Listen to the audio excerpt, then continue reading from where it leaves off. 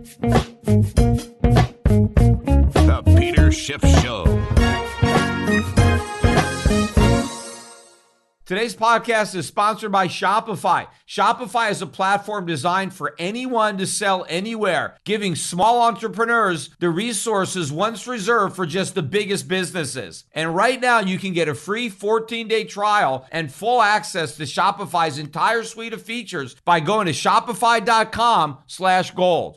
And I'd also like to introduce and thank a brand new sponsor. Babbel's 15-minute lessons makes it the perfect way to really learn a new language on the go. When you purchase a 3-month Babbel subscription, now you can get an additional 3 months for free. That's 6 months for the price of 3. Just go to Babbel.com and use the promo code GOLD.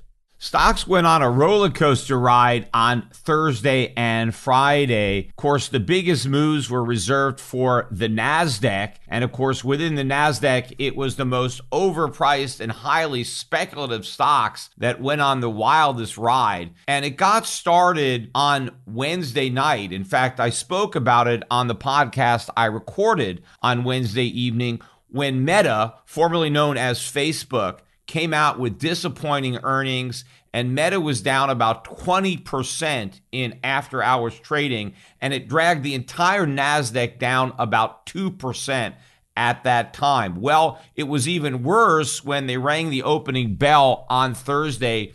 Meta shares ended up down 26.6% on the day. In fact, they sold off an additional 1/3% on Friday, although well off the lows. At one point, Meta was down about 3% on Friday, bringing the entire decline from its peak to 40%, which is a pretty big move, solidly in bear market territory.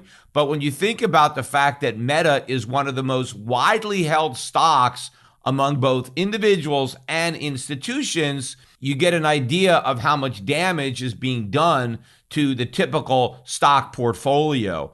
In addition to Meta falling more on Thursday than the Wednesday evening decline, the entire Nasdaq also went down. It fell about 4%, which is a huge move for that index in a single day. And again, the riskier end of the spectrum getting beaten up even more. Look at the Cathie Wood ARK Innovation ETF. That was down 5.6%. Of course, many of the stocks down even more than that. Some of the biggest movers were stocks that were coming out with earnings after the bell on Thursday because the markets were bracing for more misses.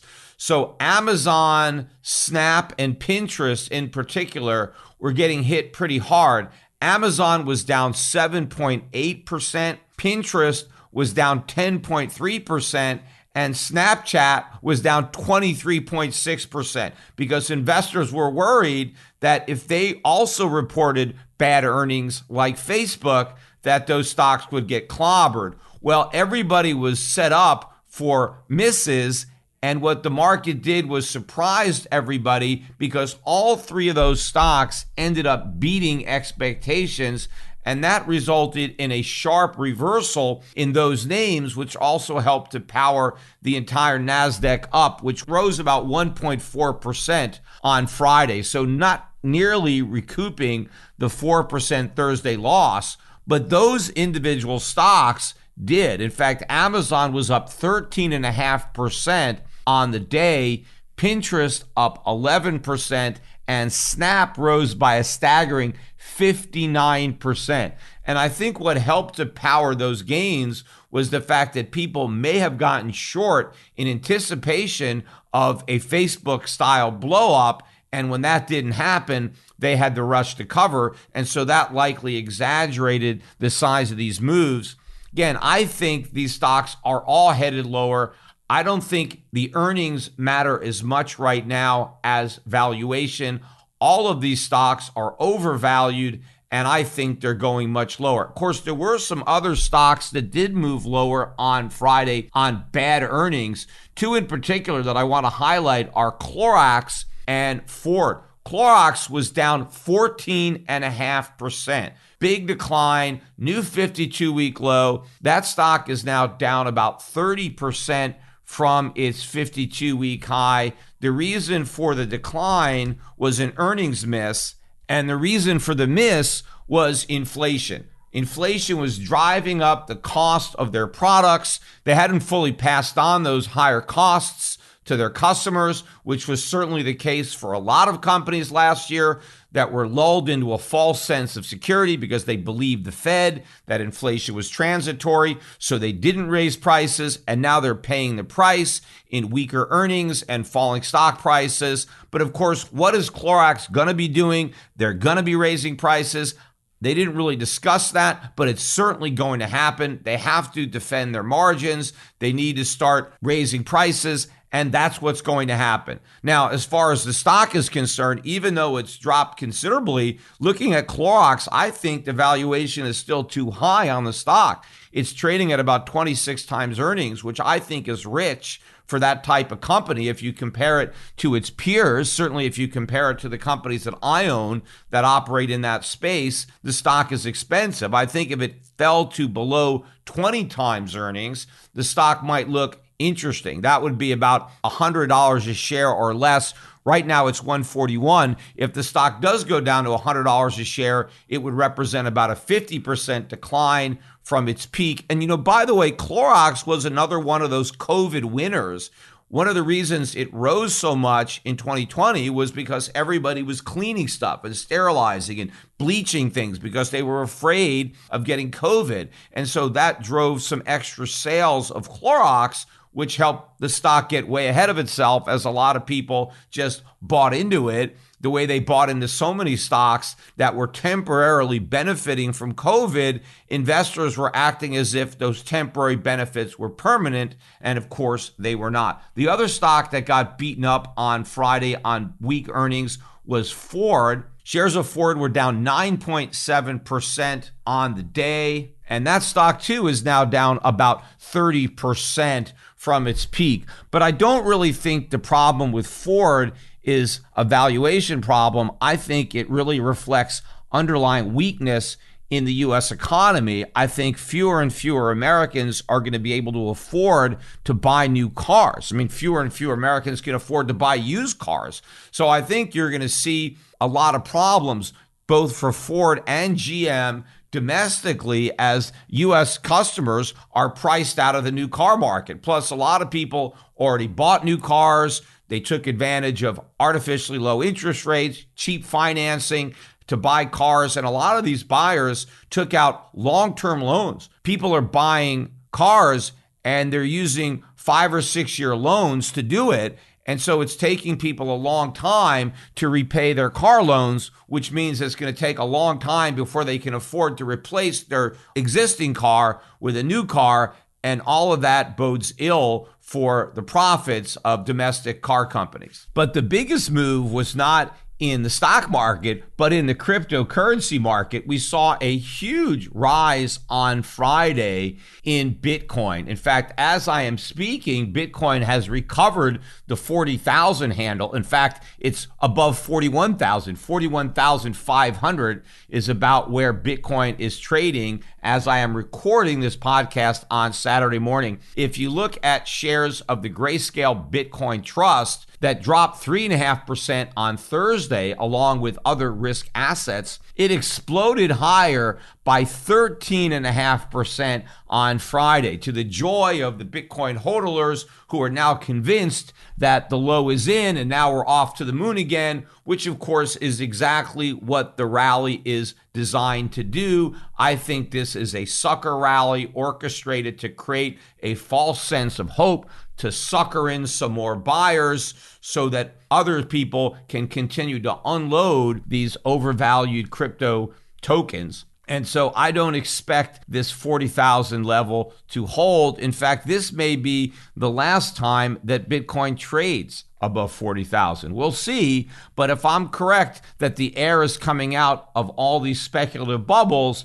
it certainly includes cryptocurrencies like Bitcoin, because that's the most speculative bubble of them all. But, I think the most significant market moves on Friday were in the bond market and the oil market. That's where investors should really be concerned.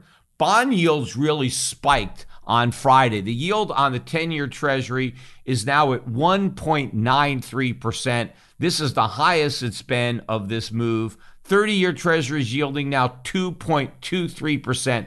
Big spike up in yields on Friday, down in price. This should be problematic, not because the yields are high, but because they're rising. And the scary part for investors should not be how much they've already risen in the past, but how much room there still is for yields to rise in the future, and how vulnerable both U.S. stocks and the U.S. economy are to this rise in rates. And part of the reason for the rise in rates is increasing inflation. Look at what happened to the price of oil. Shot up another couple of bucks on Friday. We closed at $92.30 a barrel. That's a new high for the move. Last time oil prices were this high was over 7 years ago. In fact, the intraday high on Friday was $93.17. Oil finished the week up 2.25%. We're already up 23% on the year, and this is just the end of the first week in February. In fact, oil prices were strong last year, but not this strong. In the first 5 weeks of 2021, the price of oil ended the first week of February up 18% on the year. So we're already starting out stronger in 2022 than we started in 2021, which seems to support what I've been saying all along, that 2022 inflation is actually going to be worse than 2021. The Fed is hanging its hat on the fact that it thinks the inflation rate will come down, that the supply shortages are going to dissipate, and that the bottlenecks are going to unclog. And so there's not going to be as much inflation in 2022 as there was in 2021. The reality is there's going to be more. In fact, think about how much room there is for the price of oil to rise. Just look at that chart. There is nothing but blue skies above the current price. In fact, looking at the long-term chart of oil, the price peaked back in July of 2008 at just under $150 a barrel.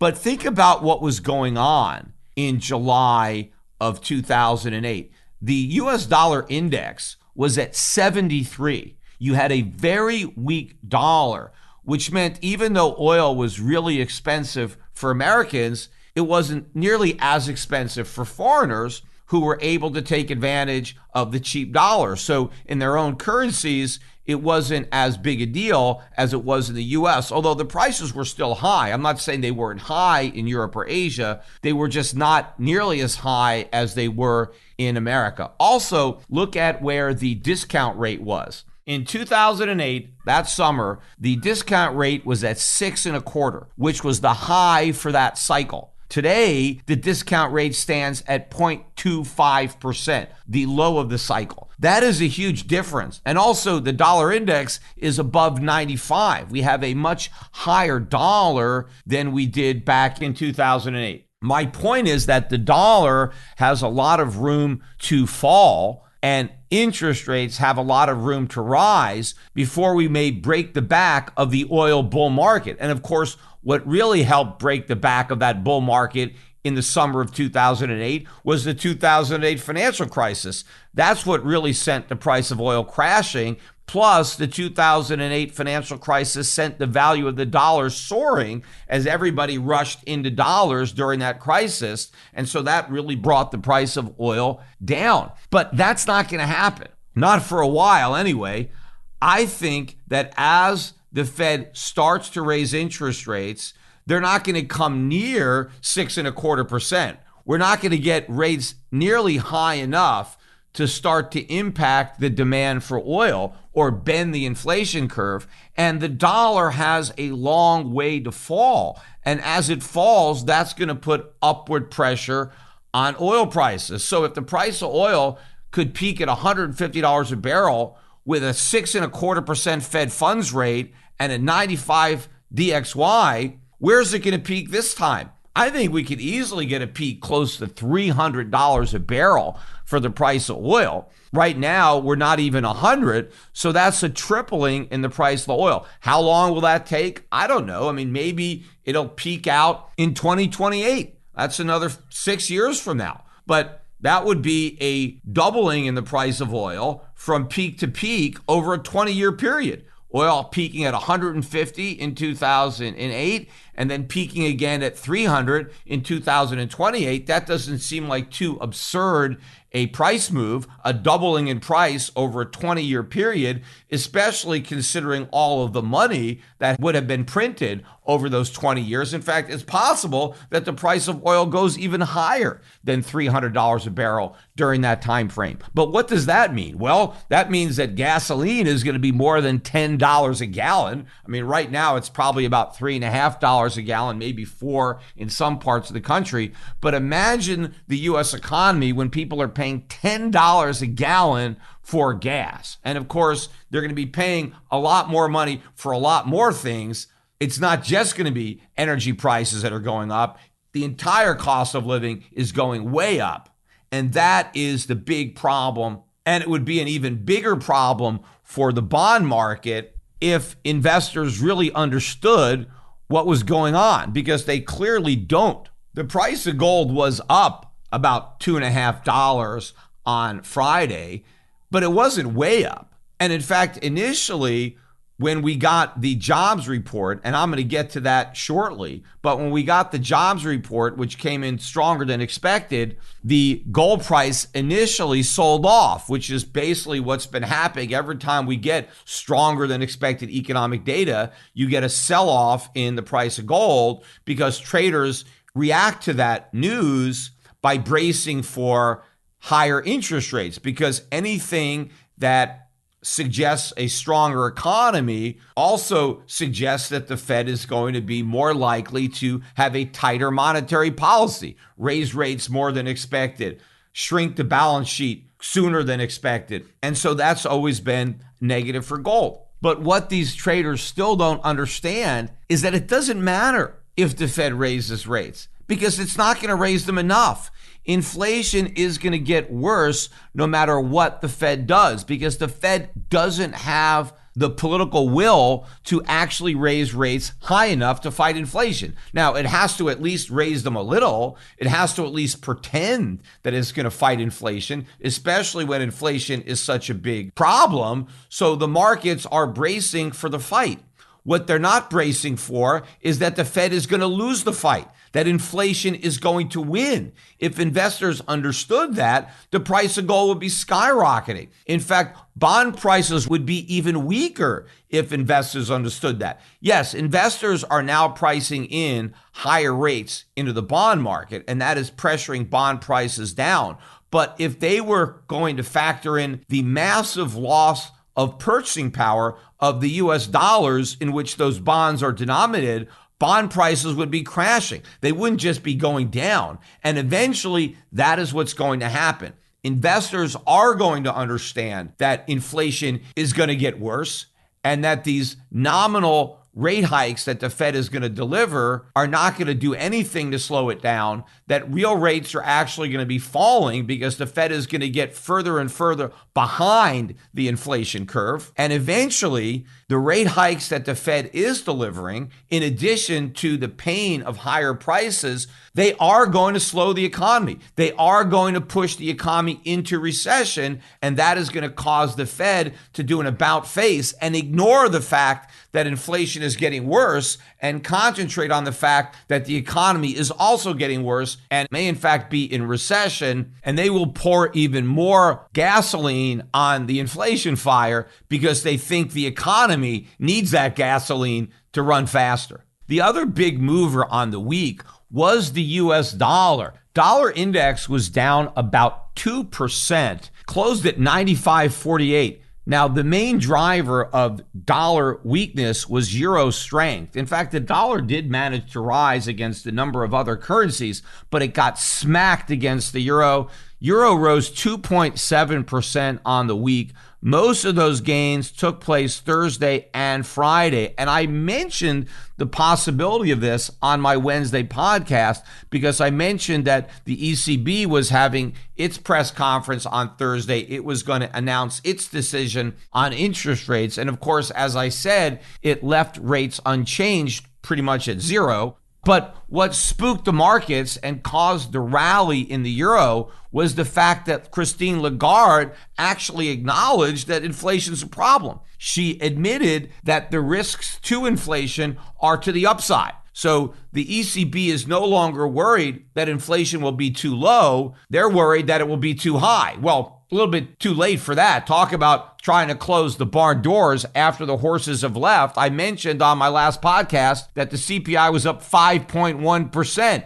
in the Eurozone last year, way above that 2% target. And again, 2% wasn't their target. It was close to, but below 2%. And as I mentioned on my last podcast, think about how crazy it was for the ECB to claim that 1.7 or 1.8% wasn't close enough to 2, that the ECB had to aim for 1.9, and then they overshot by so much, they're at 5.1. Think about how difficult it's going to be to get the inflation rate back down below 2% when you're above 5%. The ECB should have left well enough alone when it was below 2%, not claiming it wasn't close enough to 2% to meet their mandate. Again, it was all BS at the time. I mentioned it. Lagarde was simply trying to justify the cheap monetary policy. Well, there is no longer any justification for this policy. And so ultimately, the policy is going to be reversed, and the markets are bracing for that. In fact, a lot of people were referring to her comments as being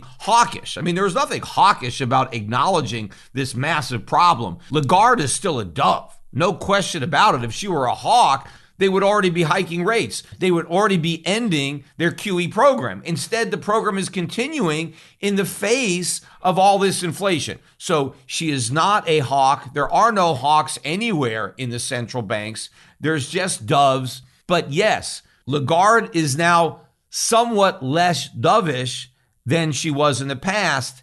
And that is the problem, at least the problem for the dollar. It's a good thing for the euro because the euro is going to rise. And I think this rise in the euro has legs. It's going to continue, and it's going to be very problematic for the U.S. stock market and for the U.S. economy, because really what's been powering the U.S. has been the strength of the dollar. And it's only been strong because it's been the cleanest dirty shirt in the hamper. Well, it's not going to be the cleanest shirt in the hamper. It never really was. But now people are going to realize that. I think more people are going to prefer the euro to the dollar. Sure, the Fed may be tightening, but the ECB is likely to continue its tightening campaign even longer. I think the Fed is going to give up before the ECB does. And therefore, the relative interest rate advantage, especially when you look at real rates, is going to favor the euro over the US dollar. Ka-ching! You got to love that sound. That's the sound of another sale happening on Shopify, the all-in-one commerce platform to start, run, and grow your business. Shopify is a platform designed for anyone to sell anywhere, giving all entrepreneurs the resources once reserved for just the biggest businesses. And it's customized for you with a great-looking online store that brings your idea to life and gives you the tools to manage and drive your sales. Making your ideas real opens endless possibilities. I really love how Shopify makes it easy for anyone to successfully run their own business. Shopify powers millions of entrepreneurs from their first sale up to full scale. And every 28 seconds, another small business owner makes their first sale on Shopify. So get started by building and customizing your online store with no coding or design experience. You can access powerful tools to help you find customers, drive your sales, and then manage your day-to-day. You can gain the knowledge and the confidence and the resources to help you succeed. Plus, with 24/7 support, you're never alone. It's more than just a store. Shopify grows with you. That's the possibility, and it's powered by Shopify. So go to shopify.com/gold right now, all lowercase, for a free 14-day trial and get full access to Shopify's entire suite of features. So start selling on Shopify today. Go to shopify.com/gold right now. Of course, the biggest news story on Friday was the January jobs report from the U.S. Labor Department. Now, on my last podcast, I mentioned the ADP report that came out Wednesday at minus 301,000 jobs. So a big loss, a big miss on that number. And so that kind of set the tone because traders were bracing for a miss on the official government report as well. Well, again, just like all those traders that were bracing for an earnings miss from Amazon and Pinterest and Snapchat, the market once again confounded those expectations, and we ended up blowing away the consensus forecast only to the upside. Markets were looking for a gain of 150,000 jobs in January. Instead, we added 467,000 jobs, a huge beat, way ahead of even the highest estimate on the street, which I think was for plus 280,000. There was actually minus 400,000 was the lower end of the consensus. And in fact, they went back and revised up the prior month. December had been originally reported at just 199,000 jobs added, which was lower than what was expected at the time. Well, now that was revised up as well. 510,000 jobs is what the government now claims were added in the month of December. So a big beat on that number. Private payrolls also way up. They were supposed to rise 150,000. They rose by 444,000, and the prior month was revised from up 211,000 to up 503,000. The only disappointment was manufacturing figures. We were supposed to gain 19,000 jobs there. Instead, we only gained 13,000, although there was an upward revision to the December number, originally reported as plus 26,000. It was revised to plus 32,000. So really about a push there. But we did have a big increase in the labor force participation rate. That rose from 61.9 to 62.2. In fact, it was expected to decline to 61.8, but that is a big increase. 0.3%. Doesn't really make sense because we only created 467,000 jobs for all of those people who entered the labor force, yet the unemployment rate only notched up from 3.9% to 4%. If we really have so many new people in the labor market, it stands to reason that more of them would be unemployed if only 467,000 found jobs. But I think there's a lot more to this number than meets the eye. I mean, first of all, I think the big problem for the markets was not the headline, but what lied beneath. Because if you listen to a lot of the reporters who were talking about the collapse in the bond market, they blamed it on this big beat in the jobs numbers. I don't think it's the headline, because I think a lot of people understand that this is just a bunch of noise. What I think they're worried about are the average hourly earnings. In other words, inflation. Average hourly earnings were supposed to rise by 0.5. Instead, they increased by 0.7. Now, the prior months was slightly revised down from the original estimate of an increase of 0.6 to up 0.5, but that doesn't matter because look at the year-over-year number. The consensus was for year-over-year average hourly earnings to rise by 5.2%. Instead, they shot up by 5.7%. And that compares to a 5% increase year over year in the prior period, which was upwardly revised from 4.7%. So the wage pressures are even stronger than the markets thought. And in fact, if you look at the average hours worked, that actually went down from 34.7 in the prior month to 34.5. So in other words, workers are working fewer hours, but they're being paid more for the hours they work. That means their employers are getting less output because people aren't working as hard, but they're having to pay more money to get that output. So less stuff being produced, but more expensive labor costs to produce it. Obviously, consumer prices are headed up, and that is what is pushing down the bond market. That and the rising oil price that I already discussed, not the beat in the headline number. In fact, if you really take a look at the reason for that big number, it's all due to seasonal adjustments. It's not that the economy was so strong, it's that the seasonal adjustments were so big. In fact, if you look at all the adjustments that were made to the numbers from 2021, not just the revisions to December, they had revisions for the entire year. And on balance, they ended up subtracting 244,000 jobs from what we were originally told were created last year. It so happens that a lot of the upward revisions were for the later months of the year, and the downward revisions were for the earlier months of the year. So in the beginning of the year, the labor market was not as strong as the government was telling us. And at the end of the year, it wasn't quite as weak as the government was telling us. But on balance, there was a net reduction in jobs. So this huge beat was a result of seasonal adjustments. In fact, the upward seasonal adjustment to the jobs report that we just got is by far the biggest upward seasonal adjustment ever to the month of January. If the seasonal adjustment was normal, right, what it would normally be for a typical January, the job number would have come in at 166,000 instead of 467,000, so much closer to the 150,000 number that had been estimated. So in other words, this jobs report didn't reveal strength in the labor market, but it did reveal strength in inflation. It showed that the pricing pressures that we had in 2021 are continuing in 2022, and businesses are going to be under increasing pressure to raise prices in 2022, even more so than in 2021.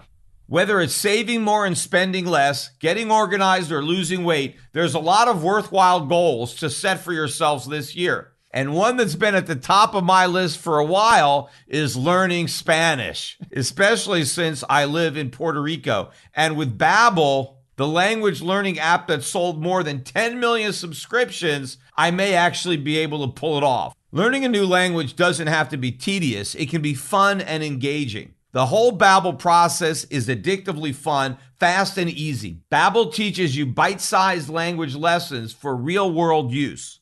I just started using it myself, and it's a breeze. Other language learning labs use AI for their lesson plans, but Babbel's lessons were created by over 100 language experts. Their teaching methods have been scientifically proven to be effective. With Babbel, you can choose from 14 different languages, including Spanish, French, Italian, and German. Plus, Babbel's speech recognition technology helps you improve your pronunciation and your accent. Everything is voiced by real native speakers, so you can hear nuances and even learn slang. There are so many ways to learn with Babbel. In addition to lessons, you can access podcasts, games, video stories, and even live classes. Plus, it comes with a 20-day money-back guarantee. So start your new language learning journey today with Babbel. And right now, when you purchase a 3-month Babbel subscription, you're going to get an additional 3 months for free. That's 6 months of Babbel for the price of 3. Just go to Babbel.com and use the promo code GOLD. That's Babbel, Babbel.com, and use the promo code GOLD. That's Babbel, language for life. I spoke earlier about the big increase in Amazon shares because Amazon beat its numbers. Well, Amazon also announced a price increase. If you want to be an Amazon Prime member, The cost is now 17% higher than it was last year. That is an indication of what is going on with prices. A 17% hike. Amazon is not done hiking. Amazon Prime membership costs are going to go up every year. In fact, they might have another hike before the end of this year. Who knows? But this is a good indication of things to come for consumers. And of course, this is very problematic for the Fed. And as I mentioned earlier in the podcast, gold initially sold off after this report came out. And sure, we didn't have a big rally. We were up $2.50 or so. We closed, I think, around 1809 an ounce. But what's significant is that gold didn't stay down and that it didn't sell off even more, because all last year, gold was getting hammered on stronger than expected jobs numbers. Now it's not. So either it's because the markets realized that the number wasn't strong, or more importantly, the markets do realize that the inflation numbers were very strong. The bond market got killed. And what had been happening in the past is weakness in the bond market was dragging down the gold market. Gold didn't get dragged down in the wake of collapsing bonds. And what I've been pointing out the entire time is that inflation weakens bonds. Inflation strengthens gold. So they are very different assets when it comes to inflation. They may both be perceived as stable stores of value, risk off, places that people turn to in times of panic. Maybe people buy treasuries or they buy gold as a safe haven. But I've always pointed out there is a huge difference if what you're afraid of is inflation, because there is no safety in bonds when it comes to inflation.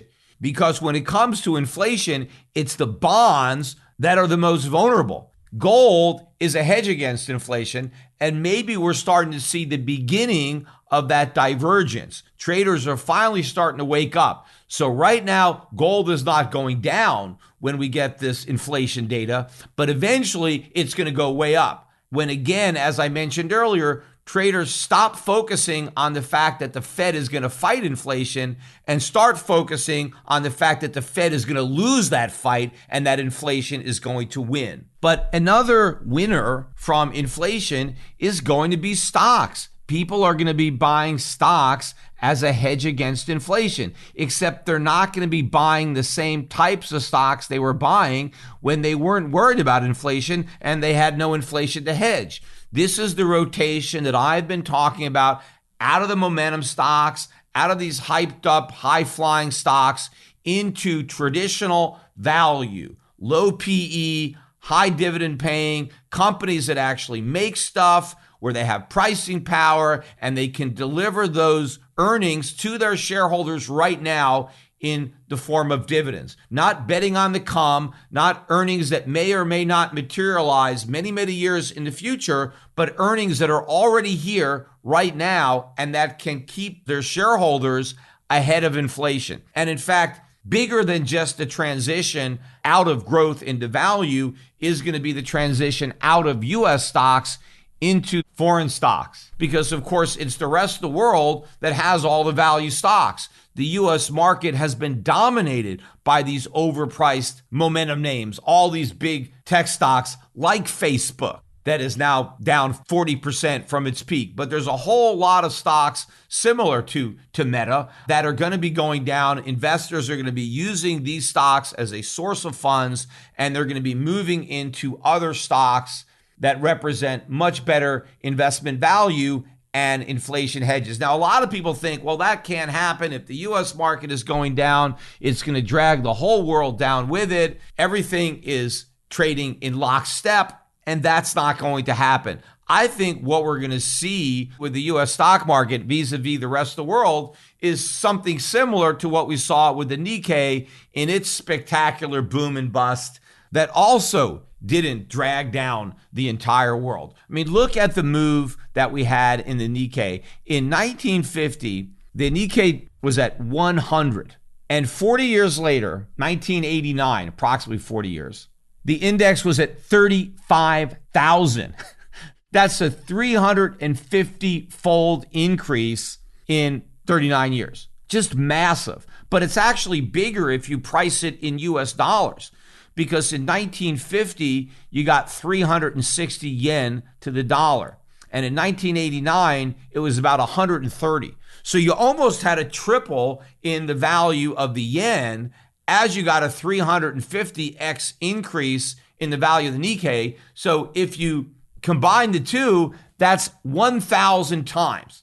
So to put that in perspective, if you invested $1,000 in the Nikkei in 1950, by 1989, that $1,000 was worth $1 million. That is an enormous increase. I mean, that's kind of like a Bitcoin kind of move, 1,000 to 1 million. In contrast, what happened to the Dow during that period of time? Well, in 1950, the Dow Jones was at 200, and in 1989, it was at 2,700. 13 and a half times. That's still a decent increase, but it pales in comparison to the 1,000x that you got in Japanese stocks. So an American investor over that 39-year period turned $1,000 into 13,500, where if the same American put his $1,000 into Japanese stocks, he turned it into 1 million. Of course, I'm not counting dividends. I'm just looking at price. So the actual returns were much greater if those dividends are taken into account, especially if they were reinvested. So a huge boom that ended up in a spectacular bubble. In fact, if you look at the tail end of that move, in 1982, the Nikkei was at 7,000. And in 1989, 6 years later, it was at 35,000. So that was the peak of the bubble, and then the market collapsed. The Nikkei didn't bottom out for another 20 years.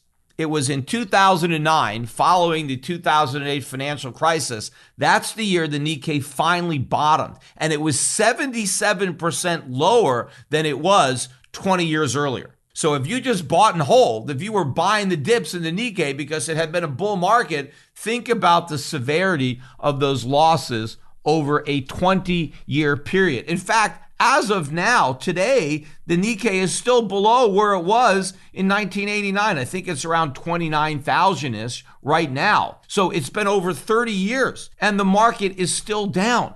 I think we can see something similar in the U.S., certainly in real terms, and if not for the Dow Jones, for the Nasdaq. I think the Nasdaq is the Nikkei of this bull market, and I think it's going to experience a similar type of decline, certainly relative to the rest of the world, because as the air was coming out of the Japanese stock bubble, investors just started buying other stocks that represented better investment value than the ones that they were selling in Japan. And I think the same thing is going to happen in the US. Investors are not just going to dump US stocks and hold on to cash, especially in an inflationary environment where cash is trash. You have to do something with that cash. And so you're just going to move it to better valued stocks. The US stock market was really the only game in town. Since 1989, the Dow Jones is up 13x, the Nasdaq 14x, and the Nikkei is down 17%. Plus, the gains in the U.S. were heavily concentrated during the last decade, a decade where stocks in the rest of the world basically traded sideways. So U.S. stocks are the most overowned, they're the most overpriced, and they have the most downside risk. And you're going to see all of this money moving out of those stocks into other stocks in Europe, in Asia, value, dividend-paying stocks, emerging markets, stocks that are linked to commodities that benefit from inflation. And I think these trends are going to go on not just for years, but potentially for decades. And we're still early in this transition. Most people still don't realize that the game has changed. They're still playing the old game. They have no idea what the rules are for the new game. That's what I'm trying to explain. Sure, I was early in my forecast. I've been telling people to prepare for this game for several years. Well, now it's here. And the fact that we're prepared means we're in really good shape.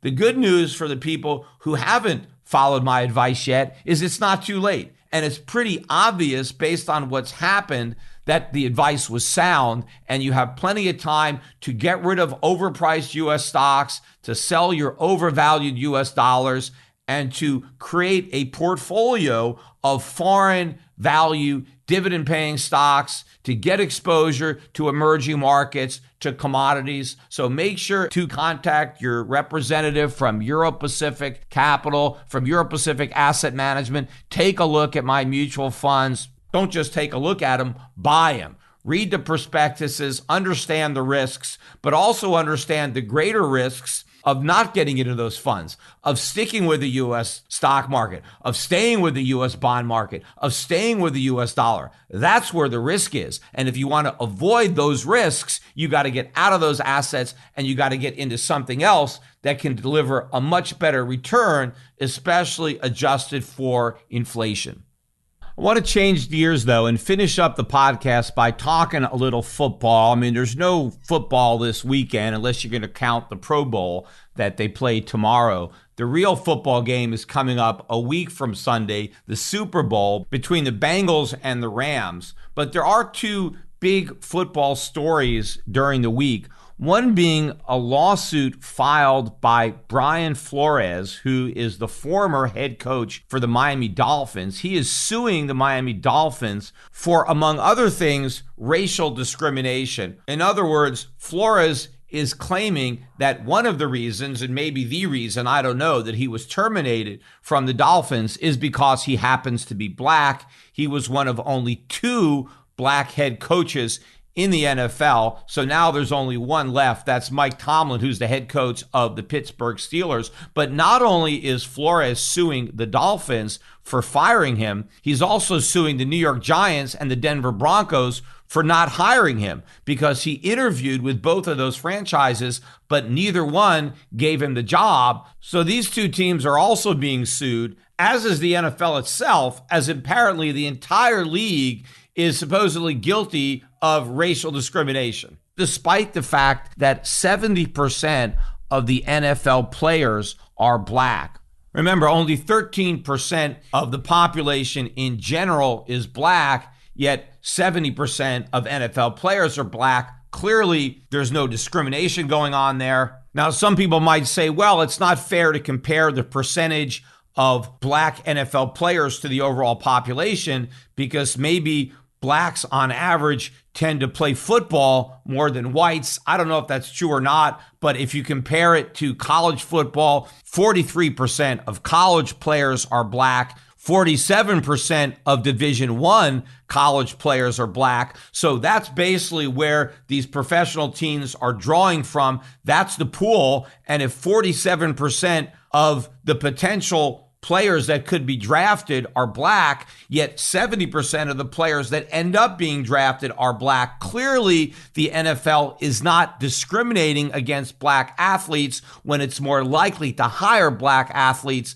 than white athletes. But no, apparently, according to Brian Flores and a lot of other people for that matter, the fact that only one head coach is black, well, that proves that the NFL is racist, because if they weren't racist, there would be more black coaches. Well, you can't draw any conclusions just looking at numbers. If you could, then you would have to conclude that the reason that there are no black place kickers or black punters in the NFL is because the coaches and the owners are racist and they refuse to hire black kickers or punters. But clearly that would be ridiculous. Why would they do that? If they're hiring the best quarterbacks, if they're hiring the best running backs and the best wide receivers, and they don't care what color they are, they just care how good they are, why would they not care about their punters and their place kickers? I mean, those guys are important. You can win and lose games with a missed field goal or a missed extra point.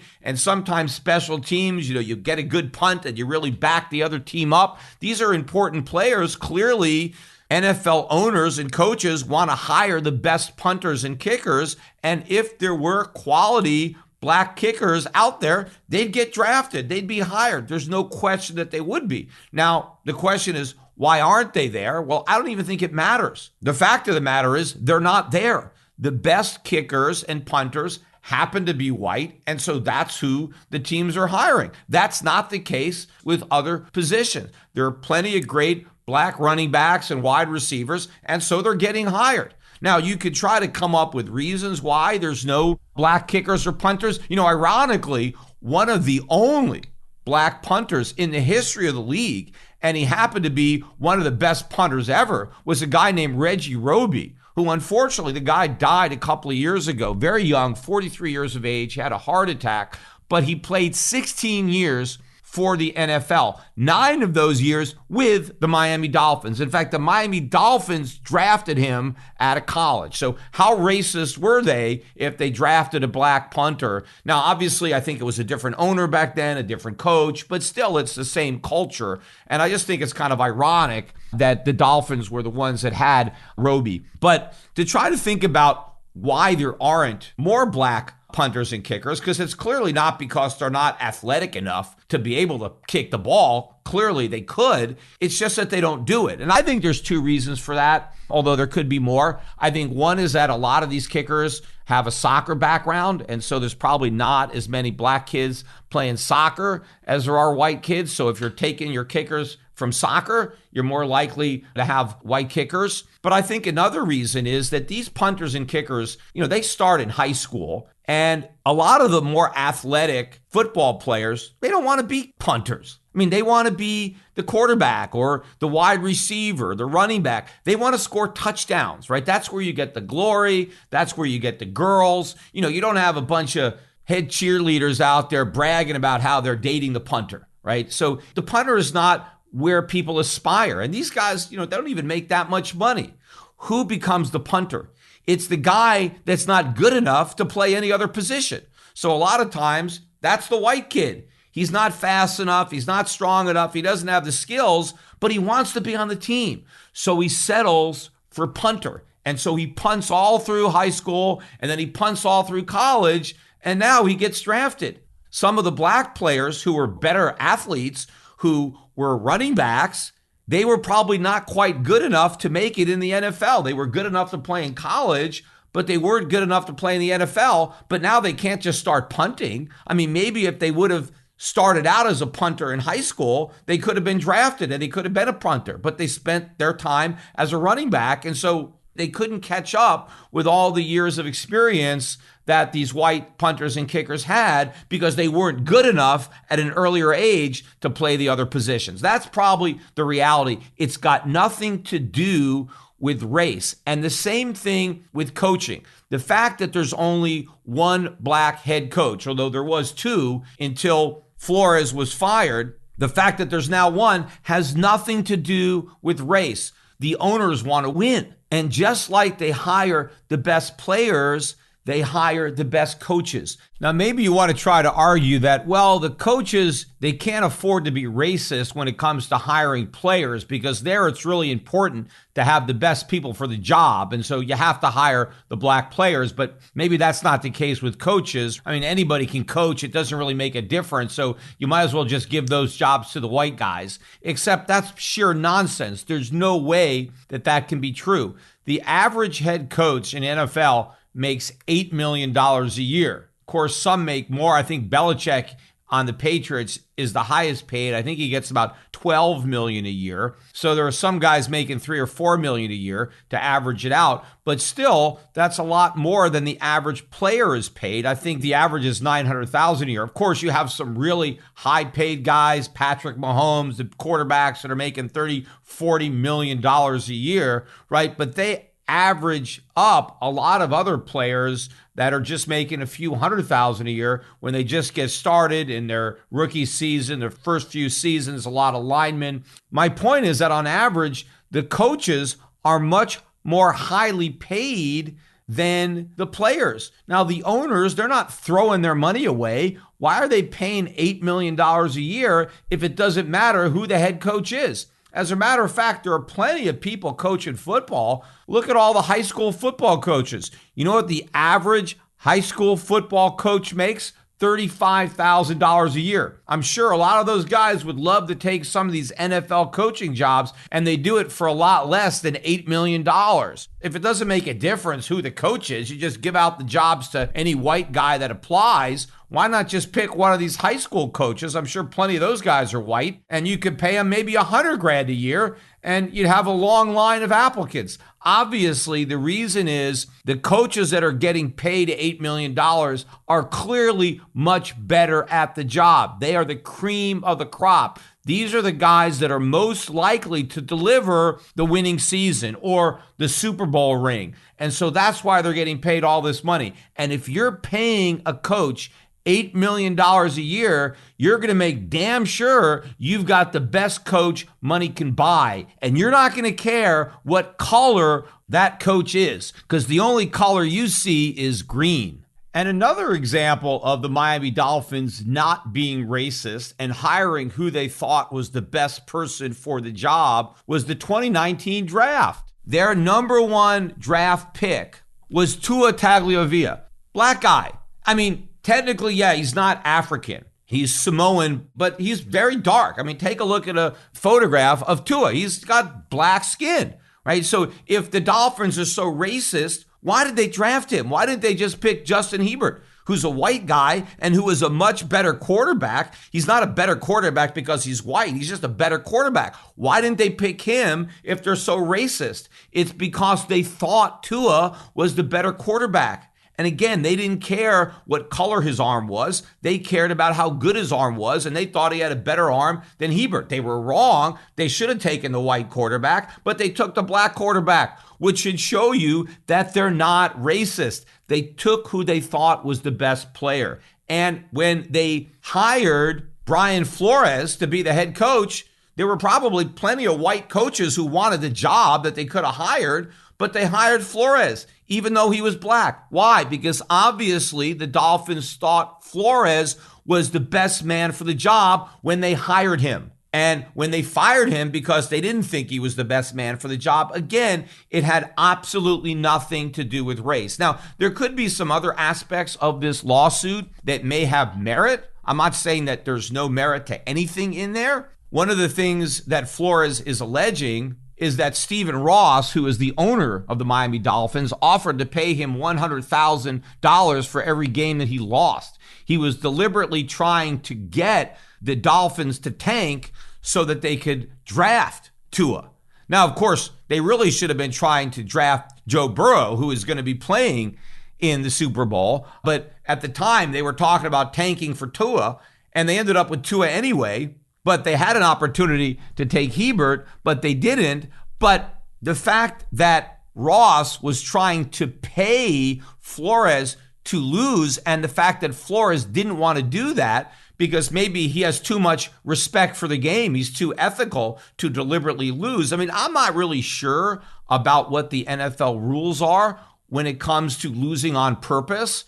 But to me, it seems like they certainly violate the spirit of the whole draft system that is aimed to try to level the playing fields by helping to strengthen the weakest teams, because the worse your record is, the better your draft choice. So if you're the worst team in the league, you get the number one draft choice to help improve the team. And that's why the Bengals are in the Super Bowl. I mean, they were the worst team a couple of years ago, and here they are in the Super Bowl because they had the number one draft pick. So if you're throwing games on purpose, it kind of defeats the whole purpose of what the draft is trying to do. So there may be some aspects of this lawsuit that have merit, but it's got nothing to do with race. I don't think the fact that Stephen Ross offered to bribe Brian Flores had anything to do with the fact that Brian Flores was black. He might have offered him the same bribe if he was white. In fact, there were 7 head coaches that have already been fired this year. I mean, it's typical. The season is over.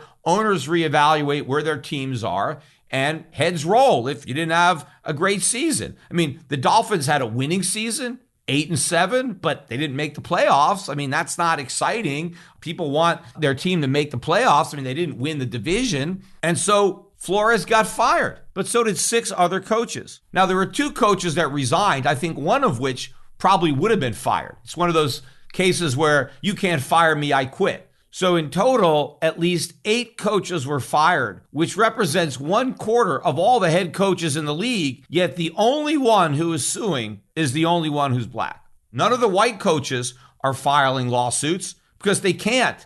And if Brian Flores were white and was fired under the identical circumstances, there would be no lawsuit. And in fact, how many other coaches did the New York Giants and the Denver Broncos interview and not offer jobs to? The white candidates aren't suing based on racial discrimination, but the black candidate is.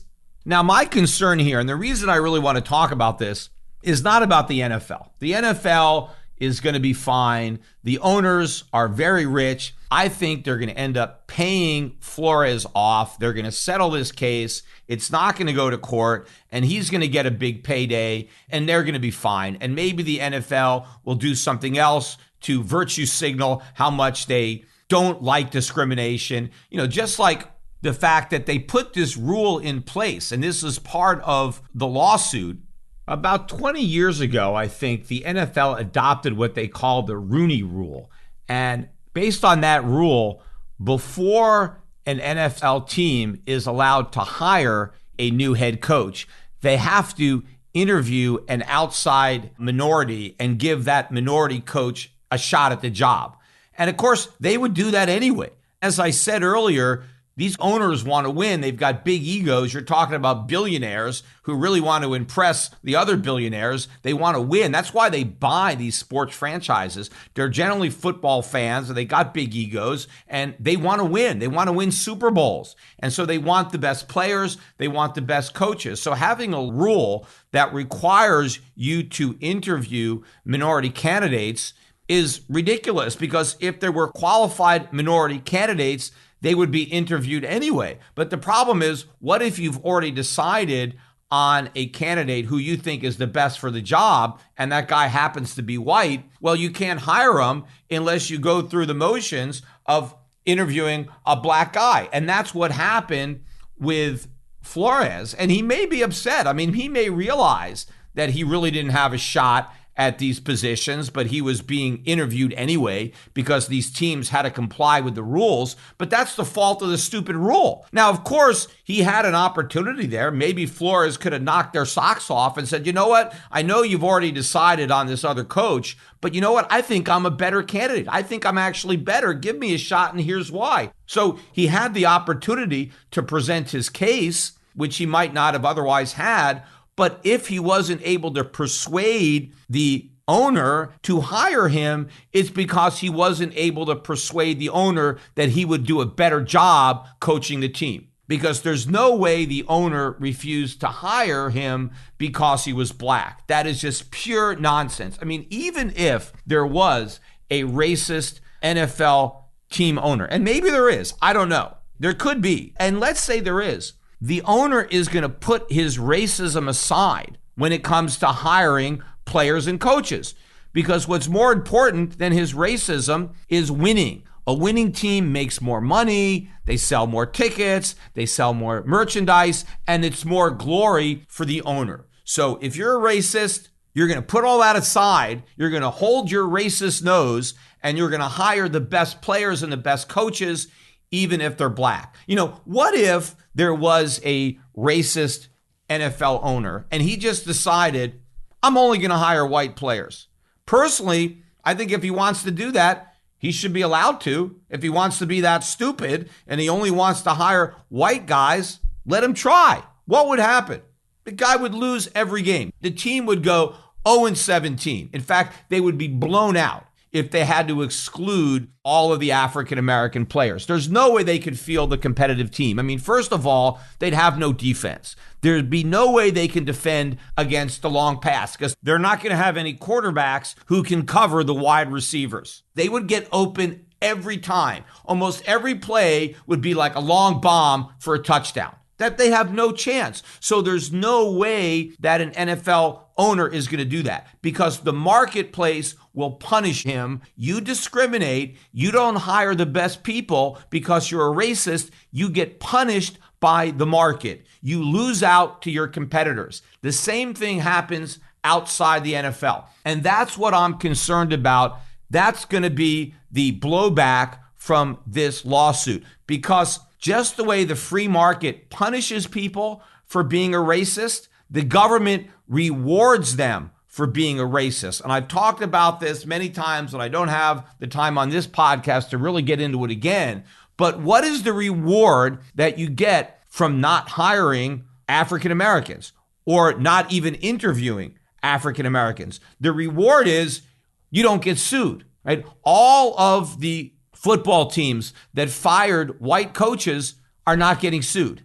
The only team that's getting sued is the one that fired a black coach. And so what kind of message is that sending to entrepreneurs who can see this and see how ridiculous it is? And, I've watched a lot of news coverage of this lawsuit, and there isn't a single reporter out there who's got the guts to say this is all BS. Everybody wants to defend Flores. Everybody wants to point to the fact that there's only one black coach to conclude that the NFL is racist and that we need more black coaches. And they're afraid to say that it's all nonsense. We don't need more black coaches, just like we don't need more white players. I mean, you can make the same argument. Only 30% of the players are white. We need more white players. And you can pick it apart by position and try to look at the racial breakdown of every position and demand we need more white guys here or we need more black guys there. No, just let the free market settle it out. If there are not that many black coaches, there are actual reasons for that having nothing to do with racism. And I think the average person can see that, who's not a reporter and who's not worried about being perceived as politically correct and feeling that they have to virtue signal. What private employers are seeing is the team that fired the black guy is getting sued. The teams that fired the white guys are not getting sued. What does that mean? I don't want to hire the black guy because if I do and I have to fire him, I have a risk of getting sued. I can hire the white guy and fire him without the risk of getting sued. And there is a value to that, which means that whenever I'm hiring a black applicant, it comes with a cost that hiring the white applicant doesn't have. The cost is that I might get sued. And lawsuits are very expensive. And smaller businesses have the hardest time affording them. And so if you want to minimize your legal liability and not have to worry about being sued, you hire the white guy over the black guy. So government anti-discrimination laws are encouraging discrimination. Absent those laws, the free market would punish discrimination, but now the government rewards it because you're now less likely to be sued because you discriminate. Now, of course, people say, no, you're going to get sued for discrimination. No, you're not. Not if you're a small employer. If you only have 3, 4, 5 employees and you don't have any black employees, nobody is going to be able to sue you based on discrimination simply looking at the numbers because there isn't enough in the sample. You can't conclude that, hey, I've got 4 or 5 workers and none of them are black, therefore I'm discriminating, so you're able to do it. Now, if you're a big company with thousands of employees and you don't have any African Americans, okay, now you can build a case. So the really big companies, they can't discriminate, but the small ones do. In fact, they have no choice. There could be plenty of small employers that interview for positions and the black applicant is their top choice, but they end up going for their second choice because they don't want to take the risk of being sued. So all of this is going to backfire. That is the problem. We need to get rid of all these anti-discrimination laws so that small businesses can stop discriminating and go back to hiring based on merit. And finally, I want to get to the other football story in the news. The Washington football team, formerly the Washington Redskins, finally has a new name, and it's the Washington Commanders. It took them 2 years to come up with Commanders. And first of all, I don't think they ever should have changed the name Redskins. I don't think Redskins is a derogatory term. I don't think it's the equivalent of the N-word. It never was. I think a bunch of white liberals kind of feign this outrage over Redskins, and the team stood up to all the nonsense for years and years and years. But then a couple of years ago, following the George Floyd protests and the Black Lives Matters, they finally caved into the pressure for political correctness and had to virtue signal by getting rid of the name Redskins, which, as far as I'm concerned, was a compliment to Native Americans. I think that when the franchise came up with that name, it was out of respect. They were glorifying Native Americans. They admired them, right? It was a way of honoring them. Why? Because they had qualities that they wanted to emulate on the field. They were courageous warriors. They were hardworking. They were perseverant, right? That's why you name a football team after something, because you want to be associated with the good characteristics,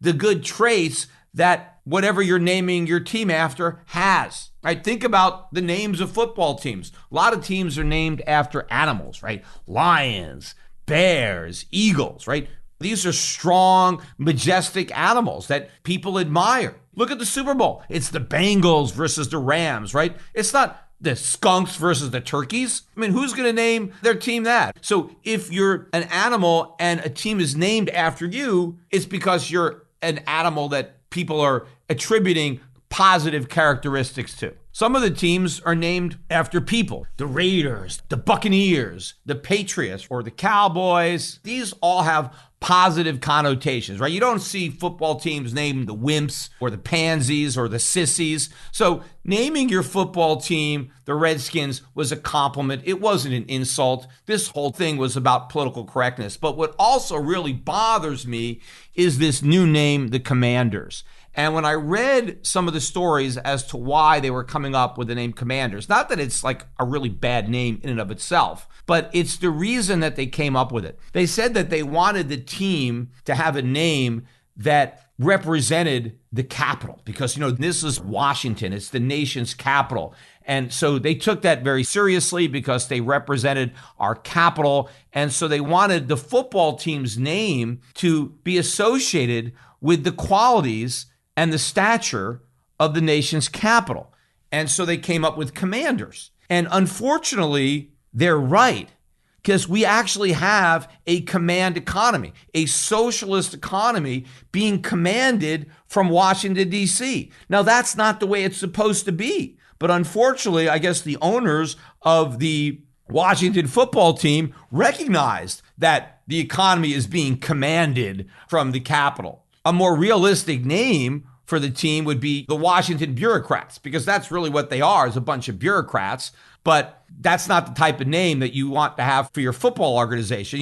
A better name, I think, than the Bureaucrats, because if you want to stay with the theme of red, how about Bloodsuckers? Because that's really what they are. Blood is red. So how about the Washington Bloodsuckers? Of course, they're not going to come up with that name. But what might be a little bit more fitting, because it kind of sounds like Commander, and it's also associated with the color red, would be Comrades, because the Russians were red. And so how about the Washington Comrades? Because basically in Washington, D.C., you really have a bunch of communists. So the Washington Comrades. In fact, why not shorten it to Commies? After all, Commies is far more appropriate for Washington, D.C. than Commanders.